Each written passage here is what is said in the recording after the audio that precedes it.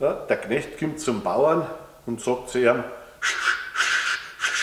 Chef, ich schmeiß die Arbeit, hihihi, ich schmeiß die Arbeit, hihihi, ich schmeiß die Arbeit, hihihi, ich kündige.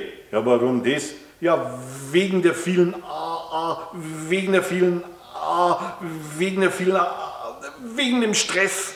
Ja, was für ein Stress? Ja, jeden Tag in der Früh, wenn ich die Hühner aus dem Stall locke, dann stelle ich mich vor dem Stall hin und mache put, put, put, put, put, put, put. Ja, dann kommen sie alle raus. Ja, und?